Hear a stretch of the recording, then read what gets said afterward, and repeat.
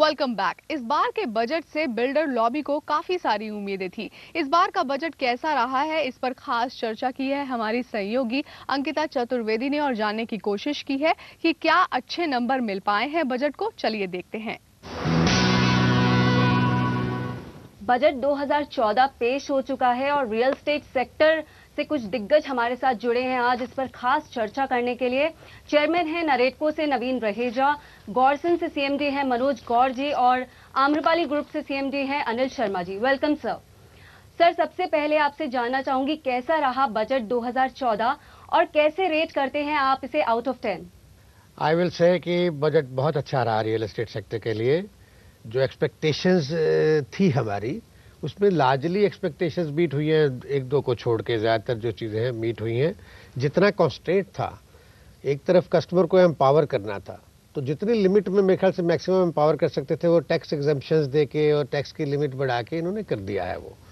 तो मैं आज भी वही बोलता हूँ कि 9 आउट ऑफ 10 जो एक्सपेक्टेशंस थी दे हैव बीन मेट। जी, तो सर ने तो 9 आउट ऑफ 10 थम्स अप दे दिया है, आपका क्या मानना है, कैसे रेट करेंगे? नहीं, एक अच्छा बजट है और हम कहेंगे एक दिशा देने वाला जो बजट है, क्योंकि आप मानते हैं कि अब ये बजट एक तरह से जुलाई में आया है, एक चौथाई साल फाइनेंशियल ईयर का 4 महीने निकल चुके हैं, तो 8 महीने के लिए एक डायरेक्शन देने वाला बजट है। सारी बातें तो इस बजट में नहीं आई थी, होपफुली नेक्स्ट बजट में आप और जो है इम्प्रूवमेंट देखेंगे, तो 10 में से 7 आउट ऑफ 10 जो है मैं इसको ग्रेडिंग करता हूँ। सर, नई सरकार थी, पहला बजट था, कैसे रेट करेंगे, कैसे आंकेंगे आप? देखिए, मैं तो फुल मार्क्स दूंगा। कारण क्या है?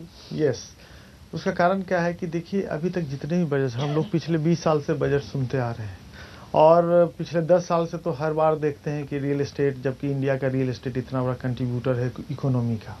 जिस हिसाब से आप तीनों ने इस बजट को रेट किया है, तो ये कहना गलत नहीं होगा कि 2022 तक सभी का घर का सपना पूरा होगा, अच्छे दिन की शुरुआत हो चुकी है। जितनी चीज़ें अनाउंस हुई हैं, 100 स्मार्ट सिटीज़ बनाना, इंडस्ट्रियल स्मार्ट सिटीज़ बनाना, देयर ऑल सारे जो स्टेप हैं वो एम्प्लॉयमेंट जनरेशन और जीडीपी ग्रोथ के ऊपर टारगेटेड है।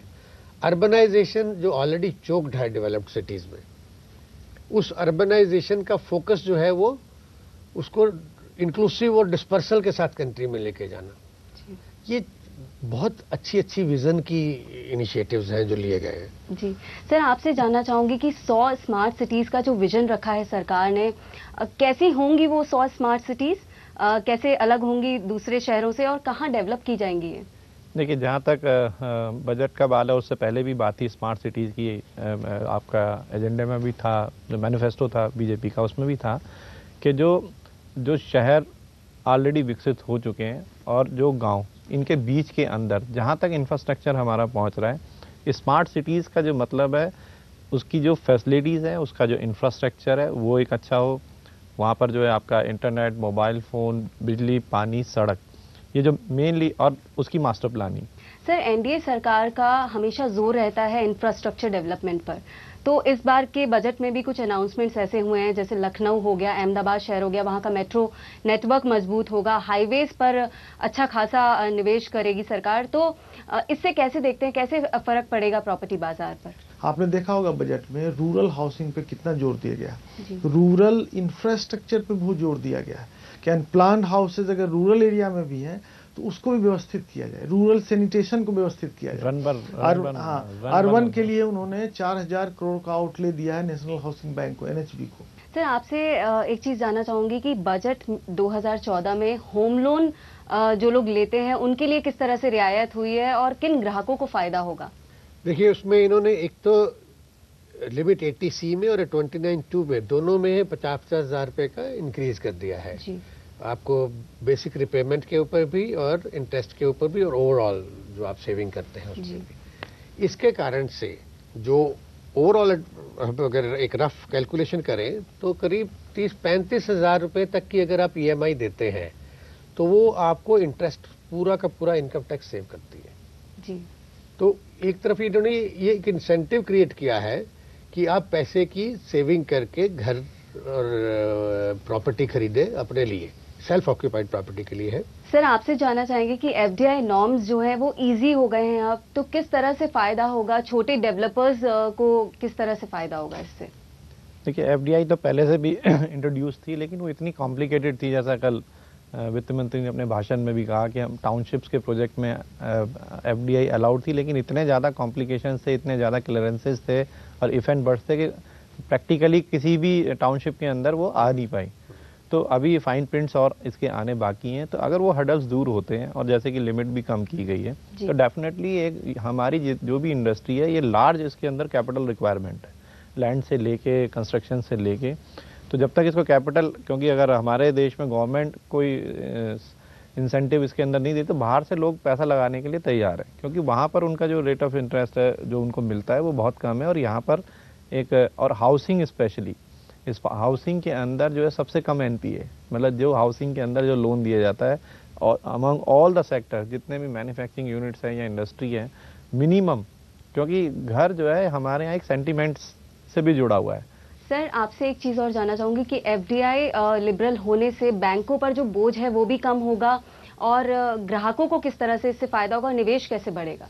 ये जो एफडीआईज है उसके आने के दो पर्पस है हिंदुस्तान में। पहला पर्पस है कि किस तरीके से जो रियल एस्टेट इंडस्ट्री है उसके एक्सपेंसेस और जनरेशन, या जो हमारे पास फंड इनकमिंग है और आउटगोइंग के बीच जो गैप होता है, या हमारे पास जो इंस्टीट्यूशनल फाइनेंसिंग जो डोमेस्टिक फाइनेंस करती है उसकी एक सीमा है, उसका एक एक्सपोजर लिमिट है।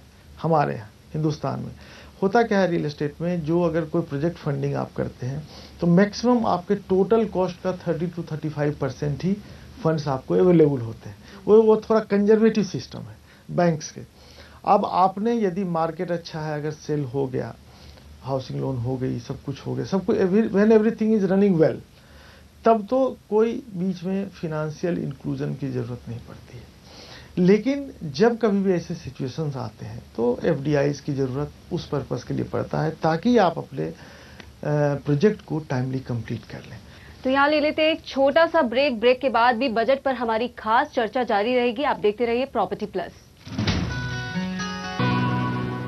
Welcome back. प्रॉपर्टी प्लस में एक बार फिर से आपका स्वागत है। बजट पर हमारी खास चर्चा चल रही है। हमारे साथ प्रॉपर्टी मार्केट के कुछ दिग्गज मौजूद हैं।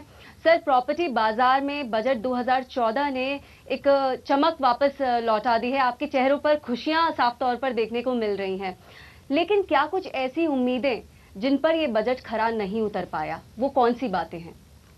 गौड़ साहब ने पहले भी बताया, हमारा जो सिंगल एक विदाउट इन्वेस्टमेंट एक सिंगल चीज जो हम मांग रहे हैं वो ये मांग रहे हैं कि हमें काम करने दो। आपने जो 40 से लेके 70 तक क्लियरेंस प्रोसेसेस बनाई हुई हैं। एनवायरनमेंट एक पकड़ लो तो एनवायरनमेंट में कई तरीके की एनजीटी है, फिर नेशनल कंजर्वेशन, ग्राउंड वाटर है, फिर ग्राउंड वाटर है, फिर आपका जनरल पोल्यूशन है, फिर आपका पीछे वाइल्ड लाइफ, फॉरेस्ट क्लियरेंस। अरे एक ही के अंदर आप इतनी अलग अलग विंडोज पे जाके क्लियरेंसेस हम लेने जाएं, उसके बाद आप सेकंड पे आ जाएं तो माइनिंग पकड़ लेता है, नेक्स्ट पे चले जाए तो जियोलॉजी पकड़ लेता है, नेक्स्ट पकड़ ले तो एयरपोर्ट अथॉरिटी ऑफ इंडिया पकड़ ले। कोई ऐसा डिपार्टमेंट नहीं है जिसको ये दिखाई नहीं देता कि रियल एस्टेट से कैसे निकालें और उनको कैसे रोकें। एक सबसे बड़ी मांग थी पूरे रियल एस्टेट सेक्टर की कि इसे इंफ्रास्ट्रक्चर का दर्जा दिया जाए, उसे भी कहीं ना कहीं नजरअंदाज किया गया। क्या कहना है आपका? जैसे आपने बताया, बहुत सारी चीज़ें तो पॉलिसी से रिलेटेड हैं जो बजट में शायद अभी एड्रेस नहीं हो पाएंगी। डेफिनेटली हमारा इंटरेक्शन गवर्नमेंट से है कि ये पॉलिसी से रिलेटेड जितनी भी चीज़ें हैं वो सेंटर लेवल के ऊपर उसको क्लियर किया, बजट से रिलेटेड किया जा सकता। क्विक स्टार्ट 80 IB जो पहले से थी अफोर्डेबल हाउसिंग के लिए 1000 स्क्वायर फीट और 1500 स्क्वायर फीट 25 किलोमीटर दूर है मेट्रो से, तो उस पर एक टैक्स इंसेंटिव था। जब इस स्कीम को लागू किया गया था तो हमने देखा था कि इस कैटेगरी में मकान बनने ज़्यादा शुरू हो गए थे, जो कि आज की एक रियल रिक्वायरमेंट भी है। तो बजट से एक ये हमें उम्मीद थी कि इंफ्रास्ट्रक्चर को उन्होंने डायरेक्टली एड्रेस नहीं किया, इंफ्रास्ट्रक्चर स्टेटस देने का भी हमारा मकसद था जो है कैपिटल को एक्सेस करना, तो उन्होंने रेट्स और दूसरे तरीके से जो इसको एड्रेस किया है।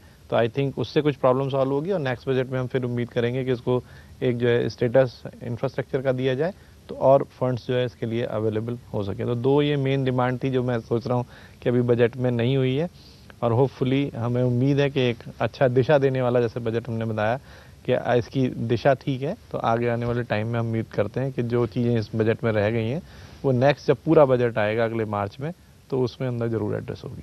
सर, आपका क्या मानना है, क्या कुछ उम्मीदें थी जिन पर खरा नहीं उतर पाया ये बजट? नहीं, देखिए, चूंकि ये सिर्फ 40 दिनों का बनाया हुआ बजट है, उसी बीच में इकोनॉमिक सर्वे भी आए हैं, इसी बीच में जो फिस्कल डेफिसिट का जो एक ये बहुत बड़ा हर्डल है, जो हमारी इकोनॉमी है बहुत बेहतर नहीं है, बहुत सारी चीज़ें हैं।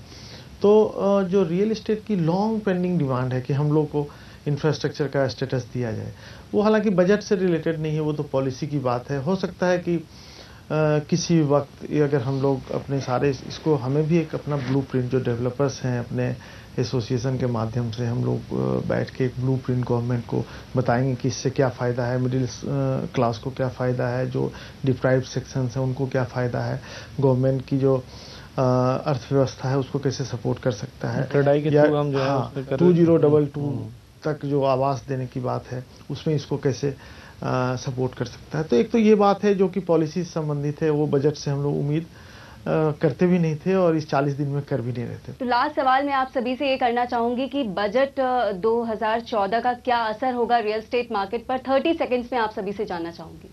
सिंपल, आपने लोगों के हाथ में डिस्पोजेबल इनकम दे दिया है और इंसेंटिव दे दिया है, तो उस सेगमेंट में कम से कम जिनको उतना 30-35 हज़ार रुपये का कुछ मीनिंग निकलता है अगर उनको उसमें एनुअली, तो वो मंथली, तो वो डेफिनेटली जो है परचेजिंग पावर बढ़ने से लोग जो हैं और प्रॉपर्टी खरीदेंगे, डिमांड बढ़ेगा और रियल एस्टेट में कस्टमर सेंटीमेंट ऑलरेडी इम्प्रूव होना स्टार्ट हो गया था पीछे बजट के से पहले ही, और मेरे ख्याल से आने वाले दिनों में हम अच्छे दिन देख सकते हैं। कस्टमर के पर्सपेक्टिव से हम देख सकते हैं कि उसके घर की ड्रीम जो है वो पूरी होगी, शायद प्राइस भी करेक्शन होगा और डेवलपर के लिए भी जो है सप्लाई साइड जो है वो बेटर होगा। सर, आपका डेफिनेटली जो है मूड पॉजिटिव हुआ है, सेंटीमेंट्स पॉजिटिव हुए हैं और इस बजट के बाद जो है रियल एस्टेट मार्केट में जो है जो बिजनेस की ट्रांजैक्शन है वो बढ़ेंगी, क्योंकि अभी जो शॉर्ट टर्म कैपिटल गेन था 12 महीने का, उसको भी 36 महीने कह दिया, तो केवल एक रियल एस्टेट सेक्टर ऐसा सेफ इन्वेस्टमेंट के लिए रह गया है जो लोग बाहर इन्वेस्ट भी करते थे, तो जिनको एक्चुअल ज़रूरत है प्लस इन्वेस्टमेंट दोनों के जो है इसको टेक केयर किया गया है। तो इस बजट के बाद चीज़ें पॉजिटिव होंगी और उसके संकेत ऑलरेडी मिलने शुरू हो गए। देखिए, जो रियल एस्टेट सेक्टर से जुड़े हुए जितने कंपोनेंट्स हैं या कंज्यूमर के लिए जो सहायता चाहिए, जो सरकार से टैक्स बेनिफिट चाहिए, जो हमारे एंसिलरी यूनिट्स हैं उनको जो एक्साइज ड्यूटी बढ़ी नहीं, कहीं कहीं घटी भी है। तीसरा, जो सप्लाई के लिए चाहिए कि डेवलपर्स को कितना अधिक से अधिक वो प्रोडक्शन कर सकता है, तो जहाँ सप्लाई और डिमांड दोनों के मैचिंग के लिए जहाँ एक रास्ता बनाया गया, एक विजन तैयार किया गया, एक ब्लूप्रिंट तैयार किया गया, तो डेफिनेटली माहौल बिल्कुल चेंज हो रहा है और मुझे लगता है कि बहुत जल्द ही हिंदुस्तान में real estate industry double digit से अपने जीडीपी को कंट्रीब्यूट करेगा। तो ये कहना गलत नहीं होगा कि आम बजट रियल एस्टेट सेक्टर के लिए कहीं ना कहीं खास रहा। बहुत बहुत शुक्रिया हमारी इस खास शो में जुड़ने के लिए।